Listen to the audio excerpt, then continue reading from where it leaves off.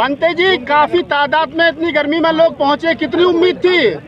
उम्मीद थी उससे ज्यादा लोग आए हैं, हजारों लोग आए हैं, कहना तो हमने नहीं है, लेकिन उम्मीद है कि लगभग 40-50 हजार लोग रहे होंगे कार्यक्रम में। ये मुझे उम्मीद है। 50,000 लोगों का धर्मांतरण बाबा की नाक के नीचे, डर नहीं लगता बुलडोजर से? देखिए, जब तक भारत में संविधान लागू है, लोकतंत्र भारत है, तो बनते सुमित्र किसी से डरने वाला नहीं है। और हमें डर लगेगा तो ये वकील साहब क्या करेंगे सुप्रीम कोर्ट में बैठ करके? ये संविधान सुप्रीम कोर्ट तक तो पहुंच नहीं जाएगा ना? नहीं, ऐसे नहीं कर सकते। ये देश बहुजन, मकान बहुजनों का है, हर तीसरा आदमी यहाँ बहुजन है। बहुजन जातियों में बटा है, गुटों में बटा है, संगठनों में बटा है, इसलिए मार खा रहा है। और जिस दिन बहुजन साथ साथ खड़ा हो जाएगा, हम डंडा लेके इनको भगा देंगे भारत से। क्या बात कर रहे हैं आप? बनते जी, आरोप लग रहा है कि आप धर्म परिवर्तन करा रहे हैं। हम धर्म परिवर्तन नहीं करा रहे, हम घर वापसी करा रहे हैं। और जो घर वापसी करने के लिए तैयार है वो हमारे साथ आ जाए। आपको नहीं लगता आप मोदी जी के और योगी जी के हिंदू राष्ट्र के बीच में रोड़ा पैदा कर रहे हैं? मोदी जी, योगी जी उनका एक वक्त है। भगवान बुद्ध ने कहा अनिच्छा बत संखारा उपाद वे धम्मिनो उपजित्वा निरुजंती तेसंग भूप समोसुको। हर चीज का वक्त होता है, उनका उठने का वक्त चला गया, गिरने का वक्त आएगा। और आगे चल के बहुजनों की सरकार बनेगी और देश में शोषित यहाँ का हुक्मरान बनेगा। नहीं, शोषित हुक्मरान बनेगा आप कह रहे हो, लेकिन अभी तो एकाकी नहीं है। 85% जिस बहुजन समाज की आप बात कर रहे हैं वही हजारों टुकड़ों में बटा हुआ है। वही हम काम कर रहे हैं। जो टुकड़े कर रहे हैं वो दूसरे लोग हैं, हम टुकड़ों को इकट्ठा करके एक समाज बना रहे हैं, एक समूह बना रहे हैं। क्या निकट भविष्य में होते थे सुमित रतन जी कोई राजनीतिक पार्टी भी बनाएंगे?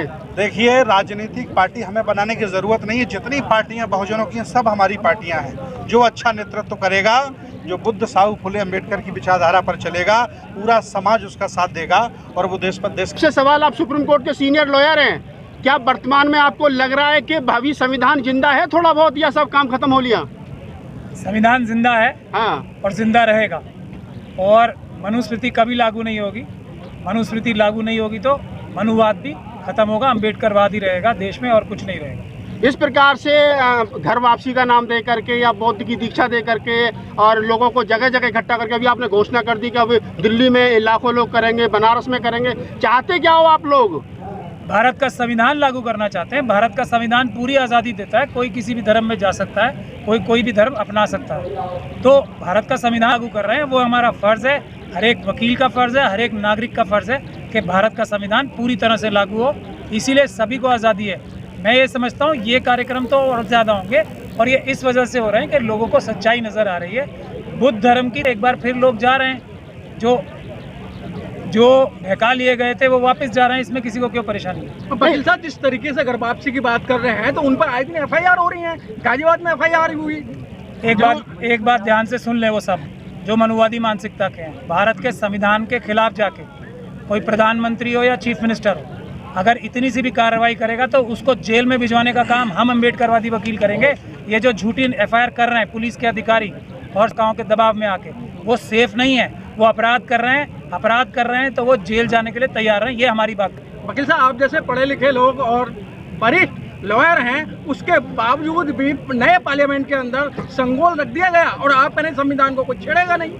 रख दिया गया ना, तो जेल भिजवाने का काम हम लोग करेंगे। हम बता रहे हैं ना, हम भी तो, हमारी बात भी सुनिए। टाइम लगता है संविधान के रास्ते पे, थोड़ा लंबा टाइम होता है। पीसफुल रास्ता और संविधान का रास्ता, बाबा साहब का रास्ता, तो वही है जो संविधान कहेगा।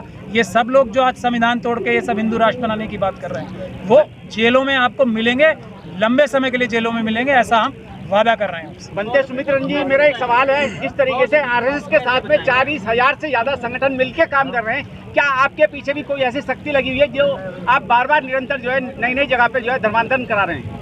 देखिए, हम घर वापसी करा रहे हैं और बुद्ध साहू फुले अम्बेडकर की विचारधारा के जितने संगठन हैं, जितने हमारी समान विचारधारा के संगठन हैं, उनमें हम कोई भेद नहीं करते हैं। कभी हम किसी से पूछते ही नहीं कि आपका संगठन कौन सा है। बस वो अम्बेडकरवादी होना चाहिए, बुद्धिस्ट होना चाहिए, विज्ञानवादी और तर्कवादी होना चाहिए। हम लोग मिलकर के भारत के हित में, विरासत के हित में, संस्कृति के हित में और यहाँ के जनमानस के हित में निर्णय लेते हैं और मिलकर के काम करते हैं और हम सफल हो रहे हैं। बनते जी, एक तरफ तो जो दूसरी ताकतें वो भारत को हिंदू राष्ट्र बनाने में लगी हैं, आप इसको बुद्ध में भारत करने के लिए लगे हो, तो ये आपको नहीं लग रहा टकराव की स्थिति पैदा हो रही है भारत में? जो हिंदू राष्ट्र बना रहे हैं उनको हमने लेटर लिखा है।